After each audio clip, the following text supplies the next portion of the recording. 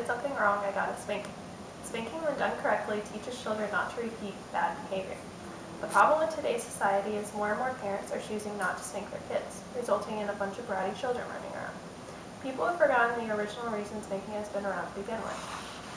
I hated getting spankings when I was little because mainly it hurt. I knew I did something bad and I'd upset my mom and dad. After I would stop crying, my mom would come and give me hugs and kisses, then explain to me what I did was so bad to begin with.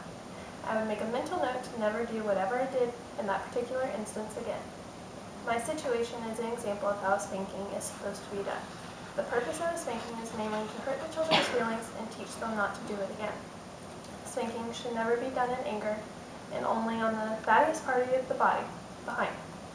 Afterwards, like my mom did, the child needs to be given love and an explanation of why they got the spanking in the first place. This shows the parents still love them and are trying to teach them right from wrong. Others will argue spanking should never be an option as a discipline. Some people will say that the reason they don't believe in spanking children is it isn't right.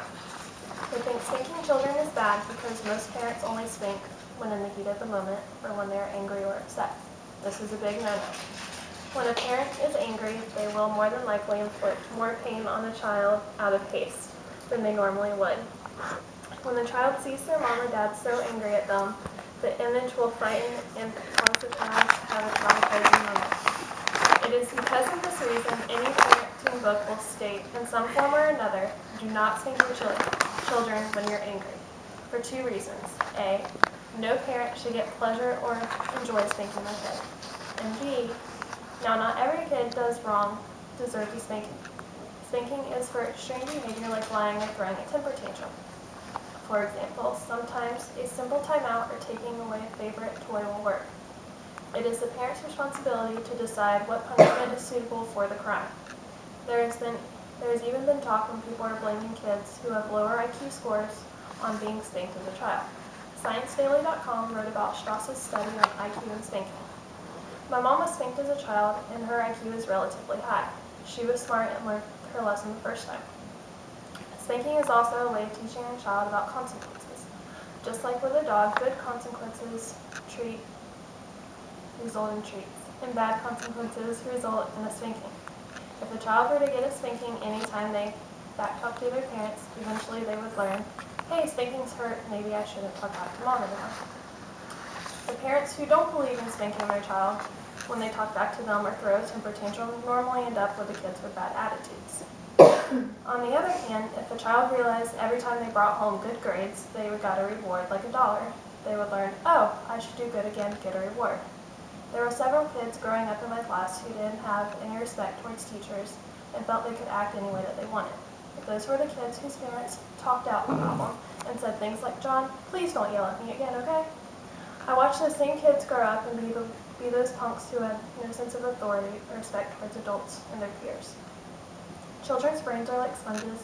They absorb and take in so much when they're young. It is important for them to learn discipline at an early age to make sure those terrible twos aren't so terrible and nip it in the bud.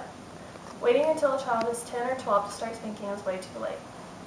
Spanking also helps children learn without being in danger.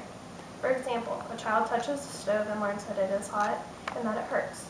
The child will then no longer touch the stove because it had a negative effect. The same concept could be applied if a child runs away from his mom and into the street. Now obviously getting hit by a car wouldn't solve anything. The mom would then use spanking to teach the child that running out in the street is bad and he will get hurt. It seems the anti-spanking bandwagon has grown even more so in the last 20 years. My grandpa always likes to remind us, if I was late for supper, I got my rear end tore up. Me and my brother Butch learned real quick to be on time for supper or else. Whenever we pass by a kid throwing a temper tantrum in the store, he always quotes the Bible, he that spareth his rod hateth his child, Proverbs 13:24. I guess my grandparents' generation is the last of the spanking era. Spankings have worked and have been given since biblical times. It is not the method that needs to be tossed out or written off, rather the people who misuse spanking or abuse it. This is what a real spanking should be like.